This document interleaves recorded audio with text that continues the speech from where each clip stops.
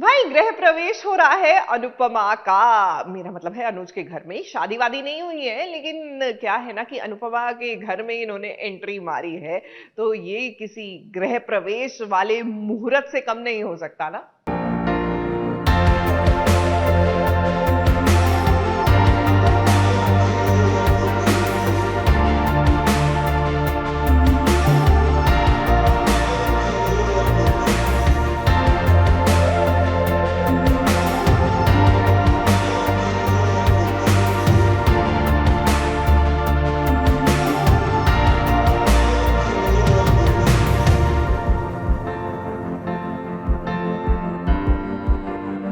बहारो फूल बरसाओ, क्योंकि अनुज का महबूब जो आ चुका है। अब इतने समय से जिस पल का इंतजार था अनुज को, आखिरकार वो घड़ी आ ही गई जब अनुज के घर में हुई अनुपमा की एंट्री।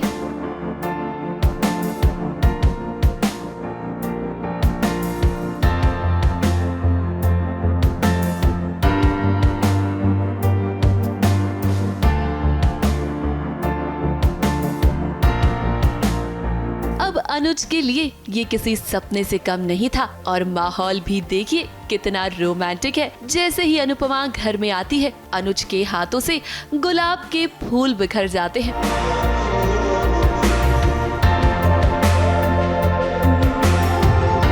अब ये तो किस्मत का इशारा है, क्योंकि अब घर में फाइनली अनुपमा का गृह प्रवेश हो चुका है।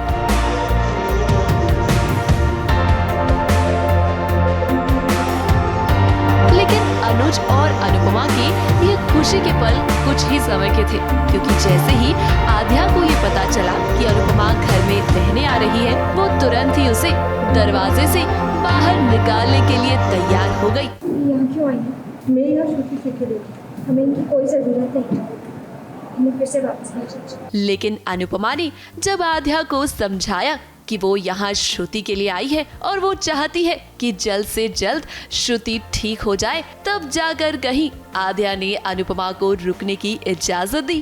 तुझे तो पता है कि श्रुति जी को मेरे हाथ का खाना कितना पसंद है, तो मैं अच्छा खाना बना के खिलाऊंगी, वो जल्दी ठीक हो जाएगी फटाफट। मुझे आपकी जरूरत नहीं है। पर श्रुति जी तो है, तू श्रुति जी का अकेले क्या रख पाएगी? मैं बाहर से खाना बना के भेज दूंगी, फिर भी तू रख पाएगी?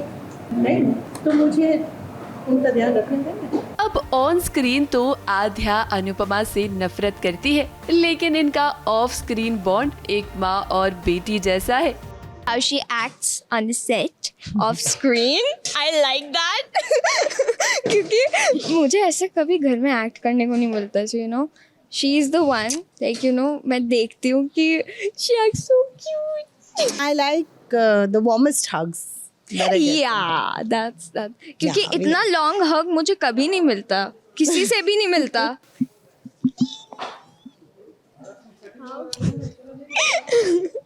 वेलकम। आज अनुज के सपने के साथ साथ डिम्पी का सपना भी पूरा हुआ, जब वनराज फाइनली डिम्पी और टीटू की शादी के लिए मान गया, लेकिन एक शर्त के साथ। वनराज ने ये शर्त रखी कि शादी के बाद टीटू घर जमाई बनकर रहेगा, और टीटू जो कि डिम्पी से इतना प्यार करता है, वो इस शर्त के लिए तुरंत राजी हो गया। हाँ, उन्होंने एक शर्त रख दी है कि टीटू घर जमाई बनेगा, क्योंकि वो अंश के बिना रह नहीं सकते, और अगर मैं घर छोड़ के जाऊंगी, शादी करूंगी, तो मैं अंश को लेकर जाऊंगी। तो उन्होंने शर्त रख दी है कि अगर डिम्पी की शादी हो गई तो टीटू घर जमाई बनेगा। हाँ, तो अभी बोल तो रहे हैं वनराज कि वो मान गए हैं, लेकिन इसके पीछे क्या ट्विस्ट है, क्योंकि डिम्पी को अभी भी टेंशन है कि सच में वनराज मान गए हैं। कभी कभी चीज़ें होती है ना, too good to be true, उसको वैसा फील हो रहा है, और बाकी घर वाले खुश हैं कि वनराज मान गए, लेकिन डिम्पी थोड़ी सी कंफ्यूज्ड है कि इतना ईजिली पापा कैसे मान गए। अब इतने समय बाद अनुपमा और डिम्पी की जिंदगी में खुशियां तो वापस आ रही हैं, लेकिन ये खुशियां कितने दिन तक टिकेंगी, ये देखना दिलचस्प होगा। मुंबई से शिवानी सिंह के साथ एबीपी न्यूज रिपोर्ट।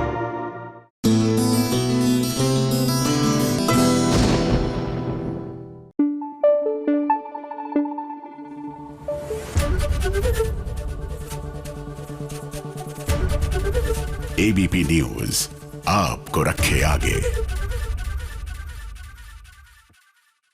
अब इसे कहते हैं उल्टा चोर को कोतवाल को डांटे। अब देखिए, नीति ही सारी साजिशें रच रही थी परी का काम तमाम करने का, और अब जब हॉस्पिटल लेकर राजीव पहुंचा है परी को, तो माय गॉड, ऐसा है ये ओवर एक्टिंग की दुकान इन्होंने खोली है कि सबको लगेगा कि परी की चिंता नीति से ज्यादा तो लाइफ में किसी को नहीं है। प्लीज जल्दी से डॉक्टर को बुलाइए, इसका ट्रीटमेंट शुरू करवाइए प्लीज। और ये पता नहीं कैसे कुएं में गिर गए। नहीं चाचा जी, ऐसे नहीं मानेंगे, जल्दी करो ना, सोच क्या रही है, क्यों नहीं बुला रही है डॉक्टर को?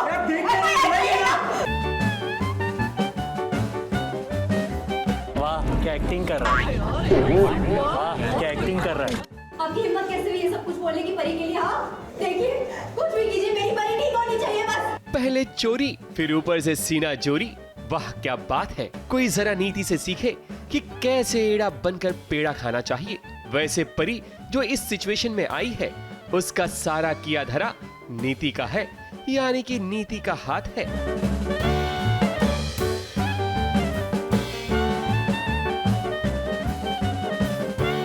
लेकिन नीति डॉक्टर पर, रिसेप्शनिस्ट पर इतना भड़क रही है जैसे सच में चाहती हो कि परी की जान बच जाए।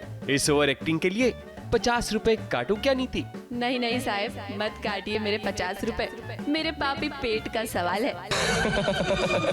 कोई बात नहीं सेन्योरिटा, कोई बात नहीं। ठीक है, चलो नहीं काटेंगे। भाई क्या है कि एंटरटेनमेंट का तड़का भी तो नीति के कारण ही लगता है। वैसे इस सीन में राजीव से लेकर पूरा परिवार परेशान है, सिवाय उसके जिसके कारण ये सिचुएशन बनी है, यानी कि परी को आज कुछ नहीं करना है, सिर्फ बेहोशी का नाटक करना है। और देखिए, राजीव उसे कब से उठा रखा है अपनी गोद में, और जब थक जाता है सीन के बीच में, तब परी आराम से उतर जाती है।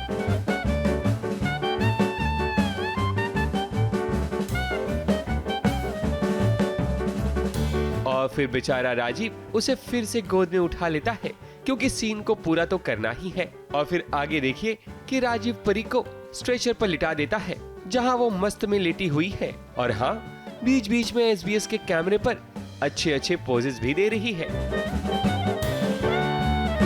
बात दरअसल ये है कि राजीव परी को ले आया है अस्पताल, ताकि उसकी और होने वाले बच्चे की जान बचाई जा सके। हालांकि डॉक्टर ने सिचुएशन को कंट्रोल कर लिया है, लेकिन ये देख नीति जरूर आउट ऑफ कंट्रोल हो जाएगी, क्योंकि वो तो चाहती है कि परी परलोक सिधार जाए। ABP news report.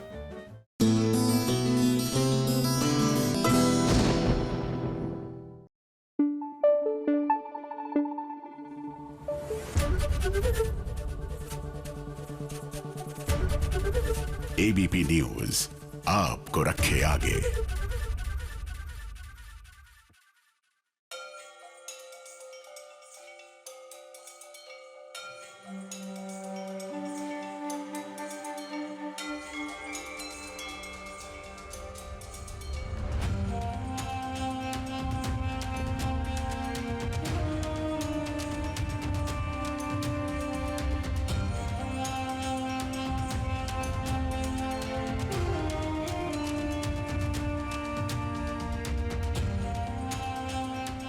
हर औरत के अंदर माँ दुर्गा का वास होता है, और आज बुराई का अंत करने के लिए कृष्णा ने ले लिया है माँ दुर्गा का विकराल रूप। अब डॉक्टर विश से सच्चाई उगलवाने के लिए कृष्णा ने उठा लिया है माँ का त्रिशूल, और इसी त्रिशूल से आज वो डॉक्टर विश को सबक सिखाएगी।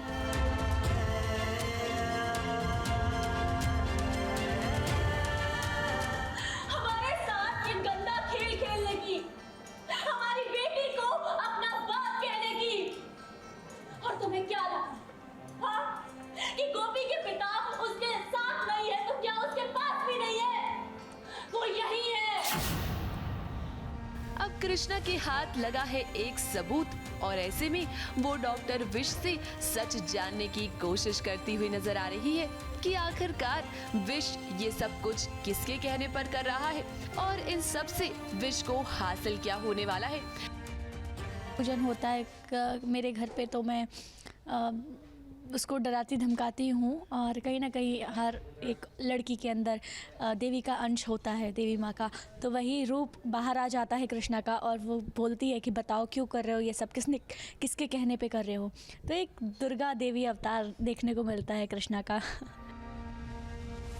क्योंकि ये तो हम सभी जानते हैं कि गोपी कृष्णा और जीत की बेटी है। हालांकि ये बात अभी तक जीत को नहीं पता, लेकिन गौरी बस इतना जानती है कि गोपी कृष्णा की बेटी है।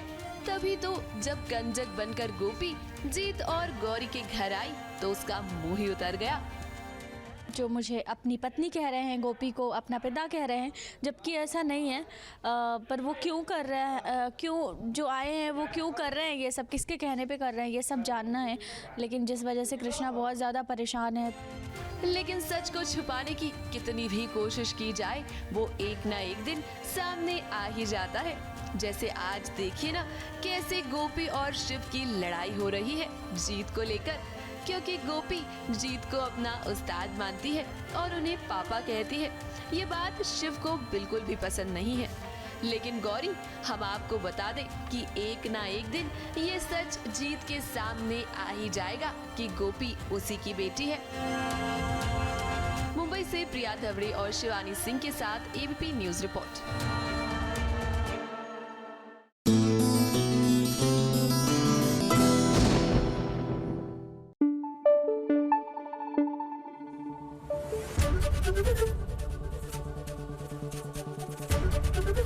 एबीपी न्यूज आपको रखे आगे।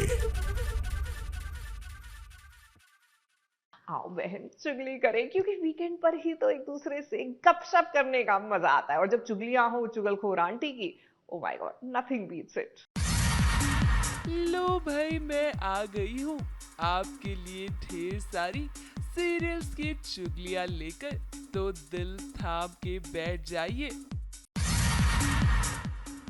सबसे पहली चुगली लाई हूँ मैं सीरियल ये रिश्ता क्या कहलाता है की। अब आज तो अभीरा को ये पता चल गया कि वो अरमान की लाइफ में कितना मायने रखती है। जब घर और अभीरा में से किसी एक को चुनने की बारी आई तो अरमान ने तो हाथ खड़े कर दिए। अब ऐसे में शुरू हो गया है अभीरा का ये नया सफर, और अब वो अपनी ये लड़ाई अकेले लड़ेगी बिना अरमान के। जल्दी जल्दी लिख कर अपना असाइनमेंट पूरा कर। अभीरा, ये तेरी लड़ाई है और इसे तुझे ही लड़ना होगा, बिना खड़ूस मान के सपोर्ट के। लेकिन दूसरी ओर अरमान के पापा ने घर वालों के सामने रख दी है ये शर्त कि अगर घर में अभीरा वापस लौट कर नहीं आई तो वो इस घर को छोड़कर चले जाएंगे। अब यहाँ अभीरा का साथ देने वाला भी तो कोई चाहिए। अब ऐसे में माधव यानी कि अरमान के पापा अभीरा का पूरा साथ दे रहे हैं। तुम्हें देर होगी माधव। मेरे बिना आरती करने की आदत डालीजिए मासा, क्योंकि मैं ये घर और परिवार छोड़कर जा रहा हूँ। 2 दिन में अभीरा वापस नहीं लौटी तो मैं इस घर से सारे रिश्ते नाते तोड़ दूंगा। अगली चुगली लाई हूँ मैं सीरियल झनक की। लो भाई, अनिरुद्ध ने झनक को ढूंढ ही लिया, क्योंकि अनिरुद्ध के तमाशे के बाद झनक ने तो ये फैसला कर लिया था कि वो अब ये शहर छोड़कर चली जाएगी।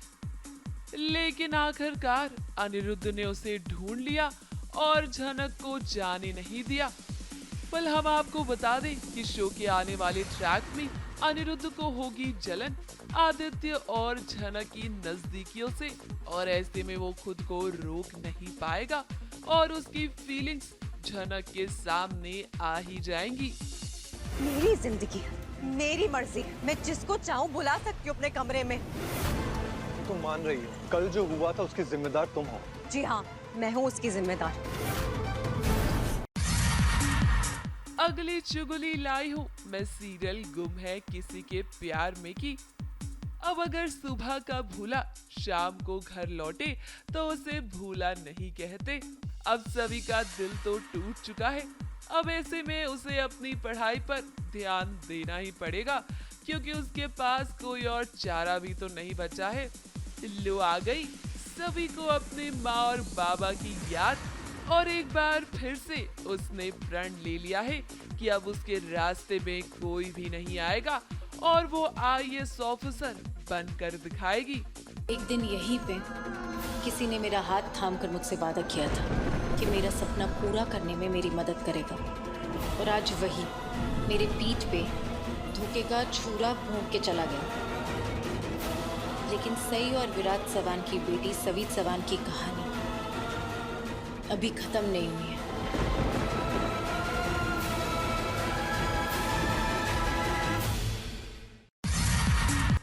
अगली चुगली लाई हूँ मैं सीरियल पंड्या स्टोर की।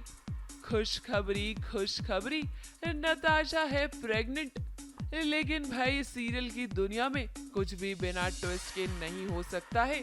अब नताशा प्रेग्नेंट है, ये बात वो धवल को बता रही होती है।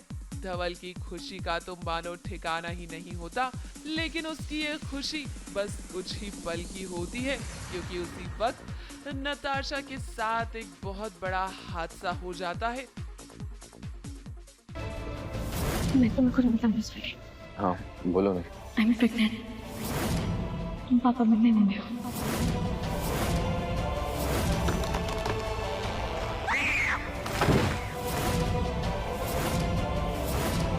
नताशा! अब यहाँ पर ये देखना होगा कि क्या धवल नताशा और अपने बच्चे को बचा पाता है। अगली चुगली लाई हूँ मैं सीरियल मंगल लक्ष्मी की। अब मंगल भी पढ़ेगी और आगे बढ़ेगी। जी हाँ, शो के आने वाले ट्रैक में आप देखेंगे कि मंगल की सास खुद उसे पढ़ाएगी, यानी कि अब मंगल किसी से भी पीछे नहीं रहेगी। क्योंकि अब तक हम शो में देखते थे कि आदित्य को मंगल को देखकर गुस्सा आता था, क्योंकि उसे ऐसा लगता था कि उसकी पत्नी आजकल की लड़कियों जैसी नहीं है। लेकिन अब ऐसा नहीं होगा, क्योंकि मंगल अपने पैरों पर खड़ी होती हुई नजर आएगी। अगली चुगली लाई हूँ मैं सीरियल उडारिया की। अरे ये तो किसी सपने जैसा है।